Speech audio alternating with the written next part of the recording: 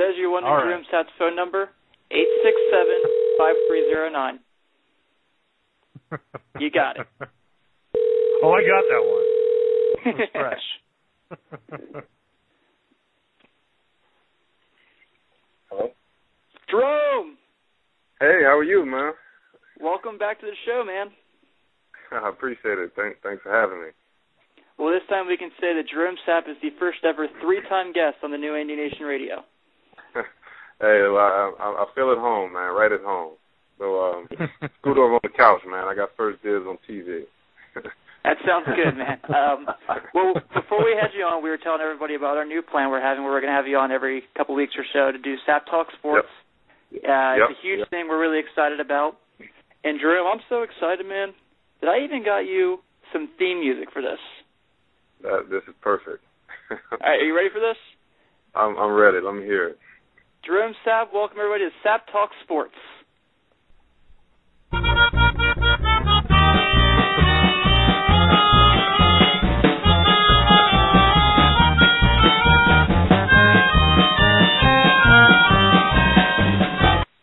Okay, I promise next time we'll get you better stuff.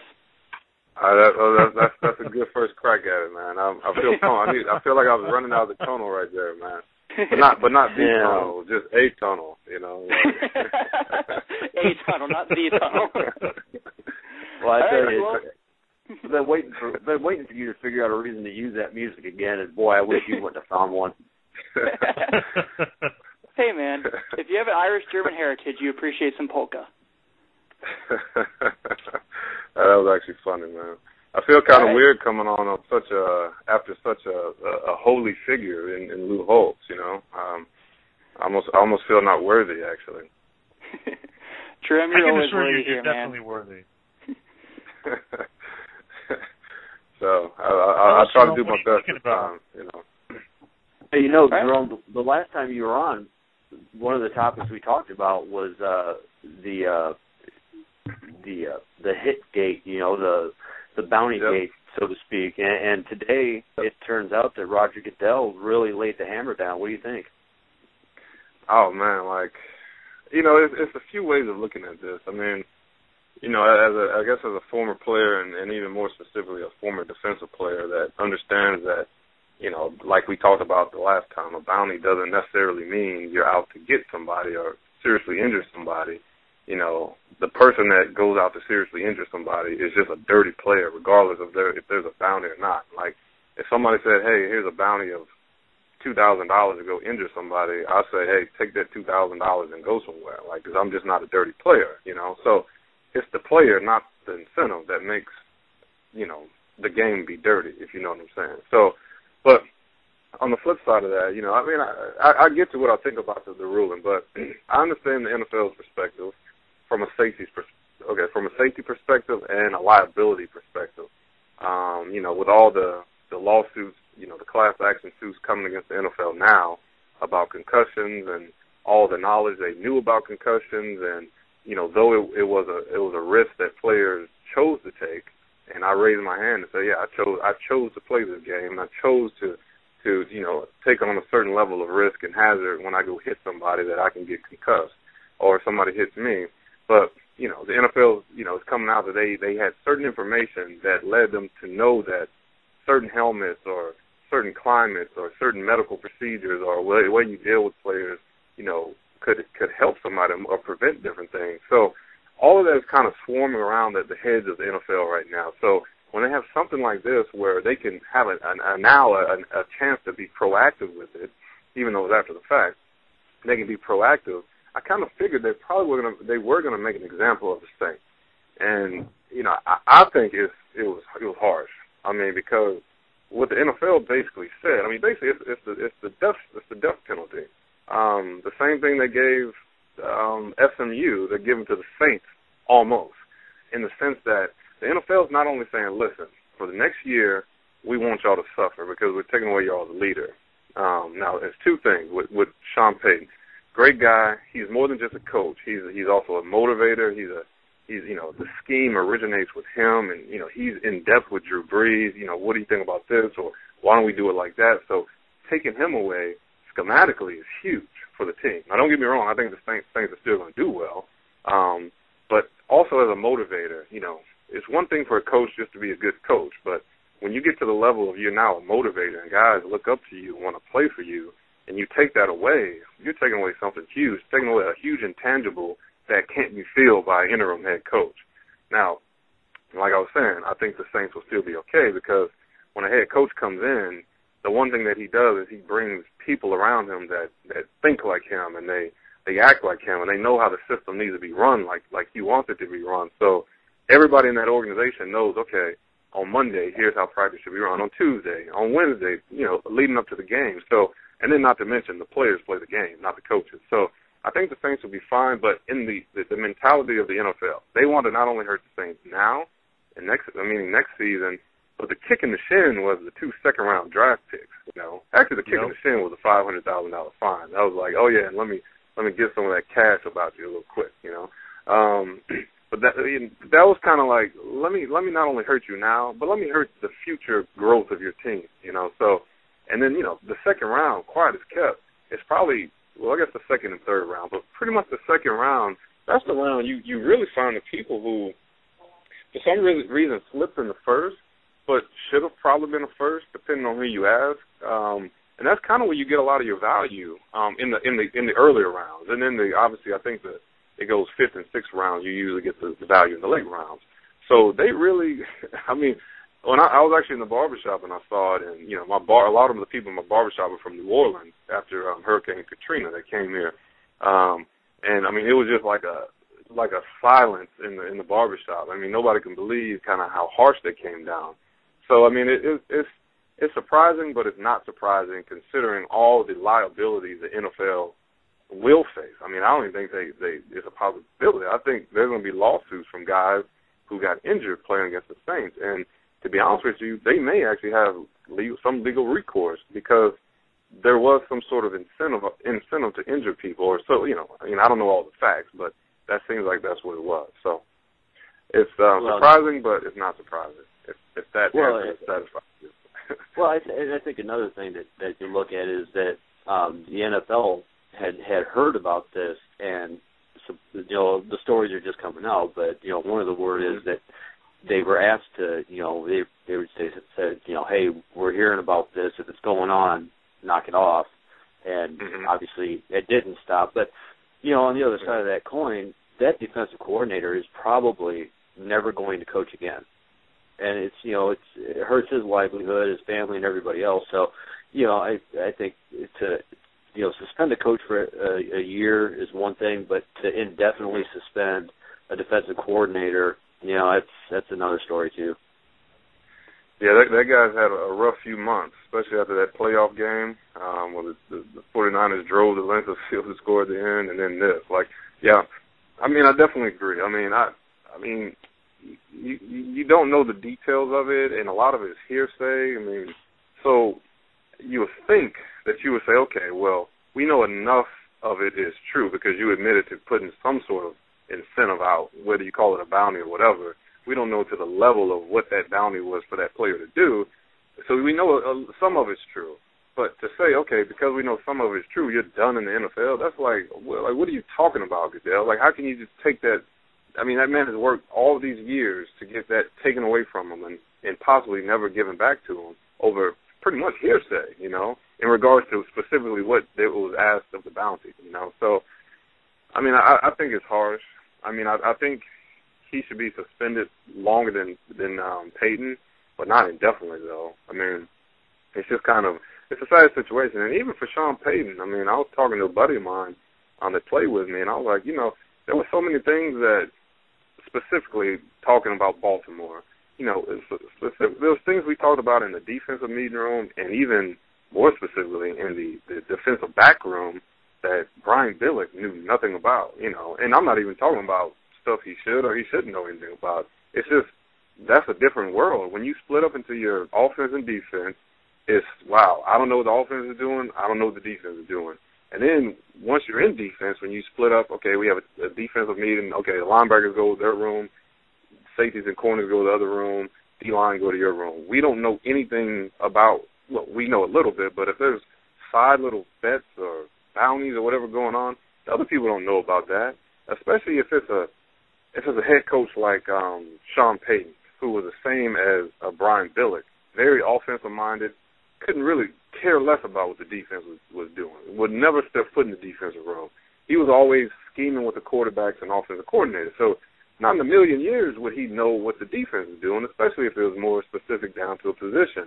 And it's not like Greg Williams would be like, hey, we got this bounty out, ha-ha, So I feel kind of bad for Peyton. It's almost like he's guilty by association type thing,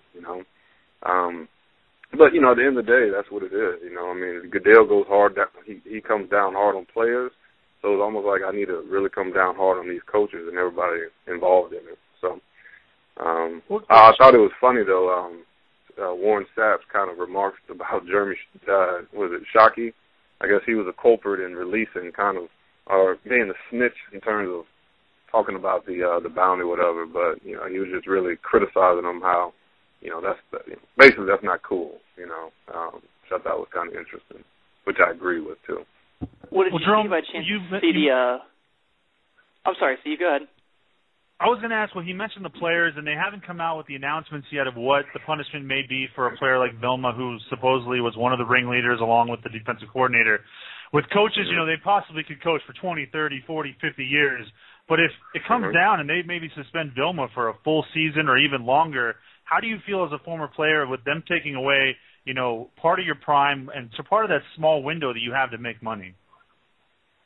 I mean, here's the thing. Like, if indeed a player was doing something outside the rules of football, I mean, yeah, you should suspend him, But the thing is, I don't know if he was or wasn't. All I can say, if he was intentionally trying to injure somebody, and like we talked about last time, there's a difference between me as a defender trying to hurt you and me trying to injure you. I mean, I guarantee you, if you're a receiver and you catch the ball and you're coming over the middle, I am trying to hurt you, because I don't want you. The next time you come over the middle, I want you to know that I'm coming to hurt you again. So maybe you think twice about catching the ball. But I'm not trying to injure you. Like, I want you to get up. I'm gonna pat you on the helmet and say, hey, good catch, or next time, hold on to the ball. And then we line up and do it again. And I expect the same. Like, if you get a chance to crack block on me, I expect you to lay me out too, because that's the game. Like, that's football. But you cross the line when you cheap shot somebody and intentionally take his ankle. I mean, I've seen guys that twist ankles and knees under the pile and, bend the guy back where his head is about to break. I mean, his neck's about to break. I mean, there's no room in the game for that. That's taking football, the pure game of football, taking it to the next level. So to answer your question, if those players indeed were taking the game to that level that's not right, the injury level, I'm personally trying to injure you, then yeah, they should be suspended. But if they were simply playing within the bounds of football and they didn't do anything illegal, they weren't flagged for it, and they were just playing the game at a high level, and somebody happened to get injured, not intentionally, they didn't intentionally try to injure them, then that's different.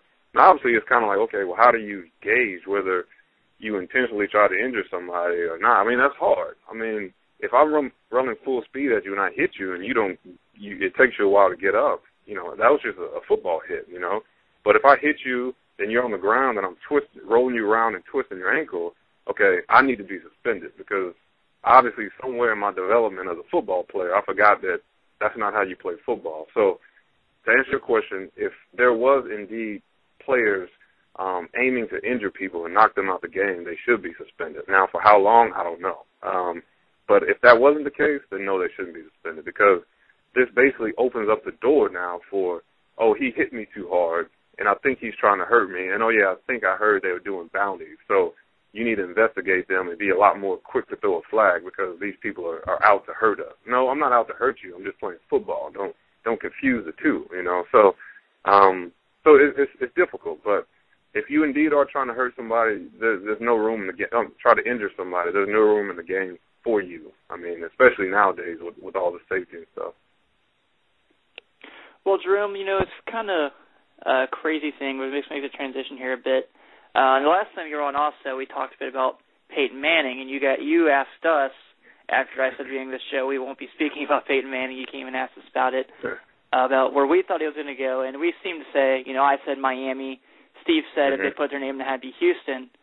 Not many of us thought Denver was an option, and it's kind of it's an insane situation he's going to Denver, obviously, for the sorry for anyone who hates to hear it, Tebow mania, for it to be like, well, thanks, but your time has to go. Granted, it's Peyton Manning, understand. What was your take from the signing with the Broncos? Well, yeah, I mean, first of all, Peyton Manning is like God in the NFL. So if God wanted to come play for your team, I'm sure you dismiss a lot of your players. So you'd be like, well, what number do you want, God? 18. Okay, well, there you go. But yeah, I mean, it was actually surprising to me, to be honest with you. But when I really thought about Denver and I thought about, and here's the thing a lot of people don't realize about Peyton. It's not really about the money. I mean, Peyton has all the money he wants in the world. And he makes obviously more money even off the field through endorsements and stuff like that. So it wasn't necessarily the money, and it wasn't necessarily the pieces around him. Because coming from Indy, quiet as kept, he didn't have all the pieces around him. He was just so good, he made the pieces around him that much better, you know. And Indy had a terrible defense, but Peyton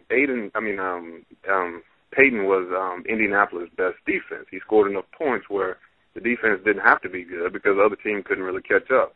So as it relates to Denver, you know, I've seen him, you know, when I played with the Colts, hanging out with John Fox at the Combine at his restaurant in Indianapolis, and they get along very well. I mean, a great relationship. Obviously, with John Elway, they have a great relationship, and it's more of a kind of I looked up to you relationship, and you could be my mentor even at this point in my career. So, and I think that the key thing that Peyton was looking for was an ability to not only get along with the people that were going to be coaching them and kind of managing them, but an ability to take an offense and get free reign on it. Because what makes Peyton so special is not because he can go into any system and just run their system. Peyton's so special because he creates a system and he runs it like nobody else can run it, and he can teach it to all the people around him. So if you're a B receiver, he can make you an A receiver. If he can make you if you're an A receiver, he can make you all-pro, you know. So I think Denver gave him the flexibility of coming in and saying, hey, whatever offense you want to run, we're with you. We'll get you the talent around you. We'll give you free reign, whatever you need. And he has a great relationship with Fox, what he calls Foxy. And John Elway. So it was a mixture of all that. Plus, Denver is not that bad of a team. They obviously made it to the second round of the playoffs, and they were kind of a team on the rise, a younger team with talent, and you know, putting a piece like that. Because I remember last year watching, you know, Denver and thinking obviously Tebow was there, and Tebow, tipped my hat to Tebow. He did what he needed to do, but there were so many times you're like, man, if they had a quarterback who could launch the ball down the field, you know, they would be this much better, you know. So they ultimately got the quarterback they needed, and I think it worked out for Tebow too, because I think the Jets are actually going to utilize him a lot more than people think, because I'm not so sure that they're really sold on Sanchez. Don't let the contract extension fool you. I mean, that really doesn't mean anything. They can cut him at any time at this point. So, you know, what do you think about? I'm sorry. Go ahead, Jason. We gotta get this. I was just going to say, you know, as far as Manning goes, with the neck and everything that can go along with that, I know he's got 5 years, but you know they're going to have to rebuild around him. You know, do you think that it was the smartest move to pick a guy like that up when, I mean, the upside is huge, but you've got that glaring fact that something could, you know, happen to him to end his career, you know, next year if he gets. Sure. You know, I mean, do you think the risk outweighs the reward here, or vice versa? I'll say 100%. The upside of it outweighs any risk, because me knowing Peyton from just playing with him and kind of hanging with him a little bit, and just kind of seeing the way he operates, he's very methodical about everything, and he just doesn't do anything to do anything before he makes a decision. He's thought about it, he's talked about it, and then by the time he's thought about it, talked about it, it's so second nature to him, it comes off clean and smooth. So as it relates to his health, you know, he's not going to come back out there if he feels it's endangering his life. And, you know, I actually talked to him once in the off season, just in passing, and, you know, he was like, you know, it's coming along, it's not where it needs to be, but I'm getting there, and I'm a lot better than I expected I'd be at this point, but I always expected to make a full recovery, which I am. So, and then you compound the doctor saying, okay, yeah, he's good. Okay, another next doctor, yeah, he's good. Now you see, okay, how do you throw? And he's throwing bombs again. So at this point, the risk of Peyton Manning is just the risk of you signing any quarterback to a big contract, because any quarterback can get hurt on any play. So why not, take the risk of, okay, this guy is a Hall of Famer that we got for nothing, basically, and he's cleared all the medicals, so the risk of him getting hurt is just the same as me signing Tom Brady to the team. Yeah, I'm giving him a bunch of money. He has a bad, his knee, he hurt his knee a few years ago. He can easily blow that knee out again. So it's kind of like he's level now. He's level with any other top quarterback you bring in terms of getting injured. Now with the Denver, I think what Denver should do, and I think they will, is draft a quarterback in like the second or third round. Like we talked about, in the second round you get the guys who you didn't hear as much about, but quiet as kept. They're probably not that. There's not that big of a difference between them and the number one, the first round guys. So you bring that second or third round quarterback in, you let him sit behind Peyton. So after the 4 or 5 years that Peyton plays, not sure that he'll make it all 5 years, but during the 4 or 5 years he plays, this kid is ready to come in and be your next quarterback. But I definitely think that was a risk worth taking, especially since all the facts pointed to that. So it's kind of like the same with New England. Like I said, the facts pointed to, a lot of people said Tom Brady wouldn't be the same after blowing his knee out. But, okay, well, he rehabbed. He's good now. The doctor said he's good. So him coming back is the same risk of anybody stepping on the field. You can get hurt at any play. So definitely a good risk. Like I said, that's like signing God up to the team, Why not take that risk? Did you, by chance, hear the situation now that's going on with the Jets? They bring Tim in, and then Drew Stanton is now asking for a trade after he just signed a $500,000 signing bonus. I'll definitely ask for a trade, too. that man will never see the field with Tim Tebow there. Here's like I said, it's funny, the business of the NFL has shown itself so much this offseason, with all these signings, all these people released, all the business kind of out in the public, and a lot of fans didn't really see how that goes. Like, if most teams would have brought Peyton Manning in to replace their quarterback in a heartbeat, and at this point it's like, no hard feelings. That's Peyton Manning. We love you. You're good, but that's Peyton Manning. He's Peyton Manning, So as it relates to like a Tim Tebow, like not only. First of all, I think that was a business decision, too, for the Jets. Obviously, in that huge New York market, a guy like Tim Tebow will probably account for maybe 0.5% of that team's revenue this year, based off just media and attention and endorsement deals and things that are going to relate to the Jets in relation to Tebow. So the owner is like, no, we're going to get that guy, okay? So as it relates to Drew Stanton, sorry for you, $500,000 is nothing. If you want to trade, we'll trade you because you're not playing anymore. And then even Sanchez, he's not safe either. They kind of gave him the okie doke pat on the back. Okay, here's a contract extension, and here's a few dollars to keep you happy. And oh yeah, you're our leader. No. The organization doesn't deem anybody a leader. The players on the team deem you a leader. So you patting me on my back and giving me an extension, that doesn't mean anything because, as we all know, the NFL is a one-way contract where they can release you at any time. That doesn't mean anything. So a guy like Tim Tebow coming in, sure, Sanchez will start the first few games, and Tebow will play probably the last 5 minutes of every fourth quarter because that's when he's best. But eventually, I promise you, Tim Tebow will be the starter because you can't keep a guy like that out, off the field because. Yeah, you say, okay, well, his throw mechanic isn't. Michael Vick doesn't have good throw mechanics. Phillip Rivers has terrible throw mechanics.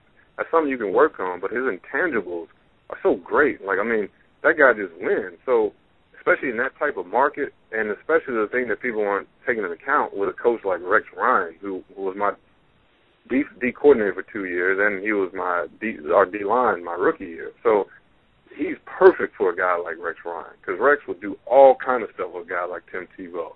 So, Drew Stanton, I'm sorry, take your $500,000 and get traded somewhere else and play there. I just don't see him playing in New York, and he has every right to have to get traded because, like I said, he's probably not going to play much at all unless he can run down the field on special teams, which I'm sure he hadn't really crafted that skill over the last few years. Gerome, I actually wanted to ask you a question. I would love if you were to be honest. When you were a player in college, how much did you look forward to spring ball? Oh, wow. Let me think about spring ball. Well, first of all, I remember it being cold outside still. And I remember vividly walking with Courtney Watson one time from our dorm. I was in St. Ed, he was in Zom. And we're walking to spring football, and there's snow on the ground. He's from Florida, and I'm from Texas. So we just looked at each other and shook our heads like, man, it's April, and there's snow on the ground right now. But to answer your question, actually, we did look forward to spring ball. I mean, we're tired of working out. I mean, because, off-season workout in college is a beast. I mean, it's funny, when I got to the pros, that was a joke compared to college. I mean, like a real joke. So it's kind of like you're tired of lifting weights. You're tired of doing the same things. How many times can you chant the same chants in the weight room and get riled up over lifting weights? Now you want to, go hit, your teammates or whatever. So it was actually very exciting. The only downside was it was still cold in South Bend during spring ball. But yeah, I mean, we're definitely excited, though, because, it's the new season now. It literally is your new season. I mean, guys are auditioning for positions. Guys who have positions are getting better at those positions. I remember going into spring ball my senior year, my junior year to go into my senior year. I mean, it really was like an exciting time because it was like, man, now I'm really starting to get this down. I have my confidence. I know what to expect. Let's go play. Plus the offensive guys and the defensive guys. I mean, it's rivalry. They talk mess all off-season workout long. Man, when spring ball starts, I'm gonna do this, I'm gonna do that. So now you get the time to pay up debts on the opposite side of the ball. So very, very exciting time actually. Yeah, it's funny you mentioned that. I grew up in Southern California, and I remember going to spring ball at the 1AA level in New York City in April and in the snow, and I am not feeling this. I hear exactly what you're saying right there. Question, Notre Dame's kicking off with that this week. What are you looking for out of Notre Dame? What do you want to hear from practices or anyone that's still connected in the program about what's going on with Notre Dame and spring ball?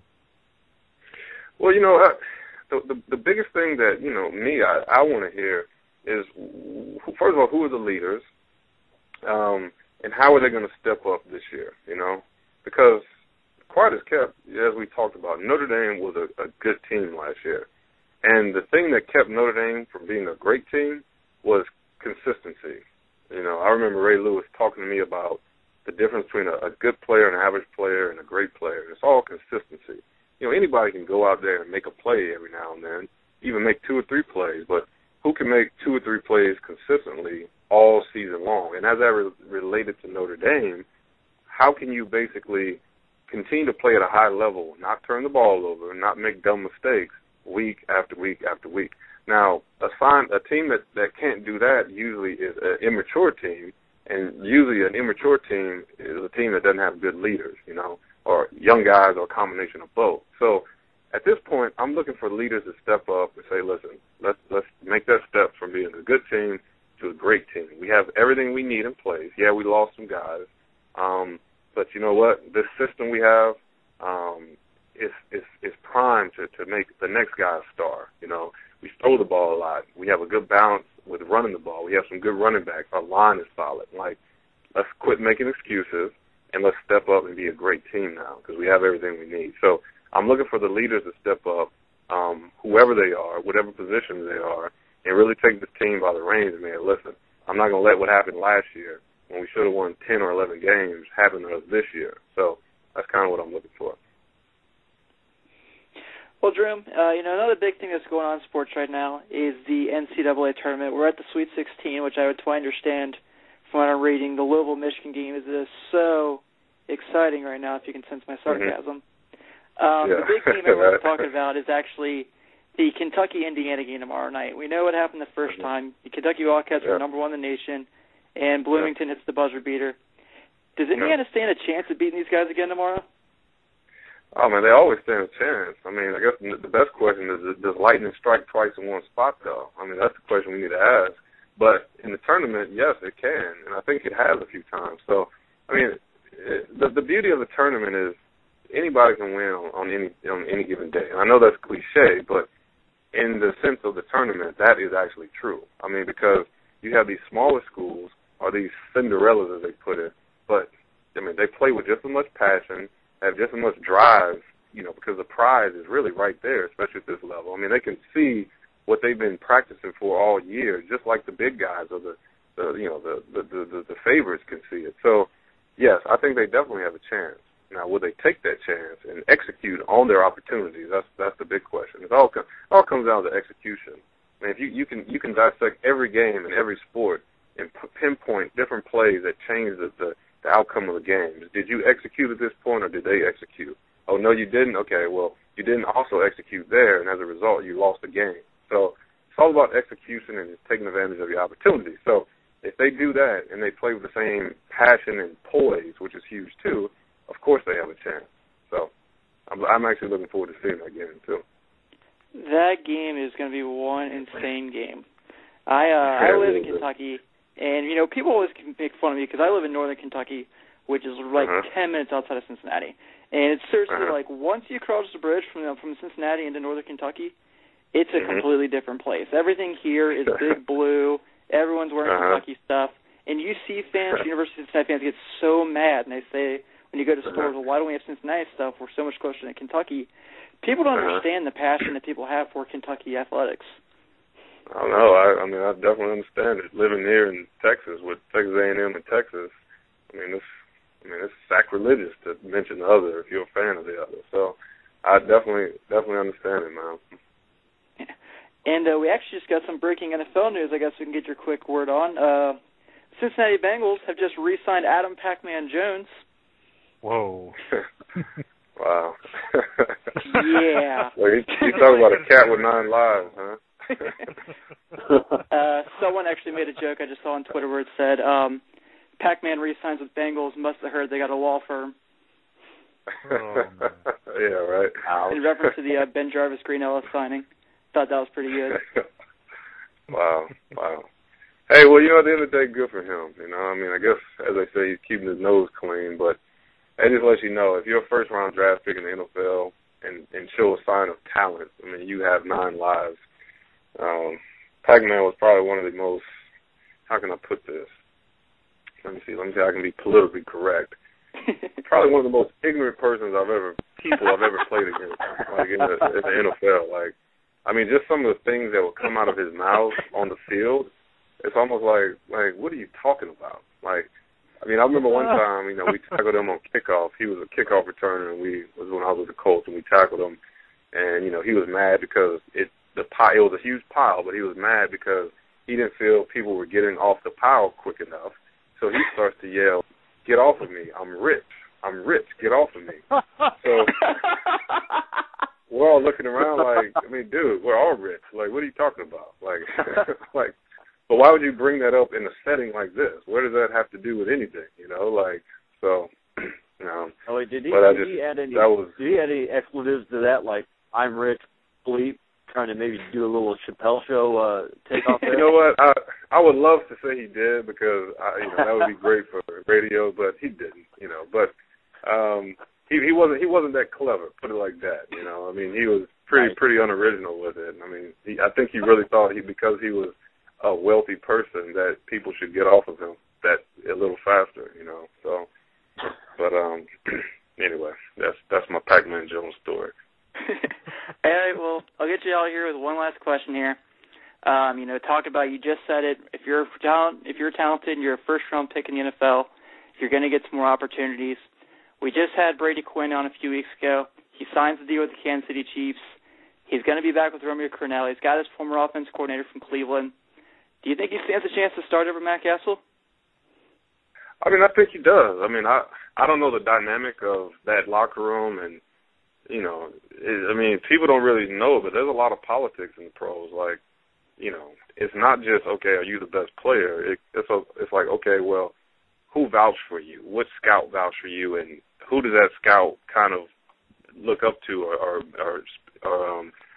you know, what high exec kind of owns that scout? Because all the high execs, like the GMs and the other people, they have scouts that they bring in. So if they bring in a guy and another scout doesn't like him, well, I'm answering to him, okay? So if he's not playing well, you talk to him. You know, it's crazy. I mean, most people wouldn't even believe it. So to Brady, like Brady, you know, I was actually talking to with Cedric Hilliard the other day, and we're talking about how it's a shame how Brady from the start was, when he got drafted, he got in a terrible situation. Like, who wants to get drafted to Cleveland? It's a black hole there. Okay, like if you can't block for anybody, I don't care if you're Joe Montana, you can't throw the ball. You know. And then obviously he was splitting time with Derek Anderson. Then he got to Denver. Then Tebow came. Then blah blah blah. So I really just hope that he gets a chance to play. You know, I mean, once again, he has all the physical attributes of an amazing quarterback. I mean, he's built like a linebacker.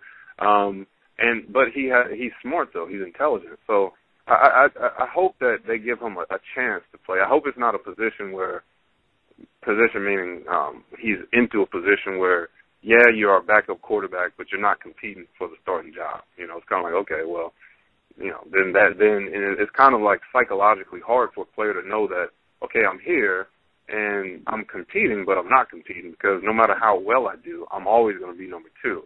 So it's kind of like, well, why would I go any harder if I know I'm always going to be number two? You know, so I hope he gets into a situation where he can actually compete for that starting job, because I think if he gets in a position where he has people who are confident in him and want him to be the starter, because he obviously has ability, I think he'll do well.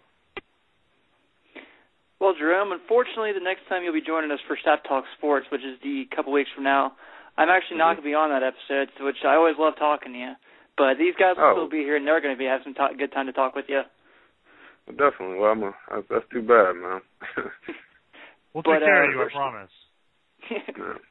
But first, man, I want to thank you for helping us out with Play Like a Champion Uganda. We're really excited that you're taking part, and I'm sure with Len and Jason talking to you, I'm not sure if they've expressed this, but we would like to invite you to come out to our event for the Blue Gold game if you can make it.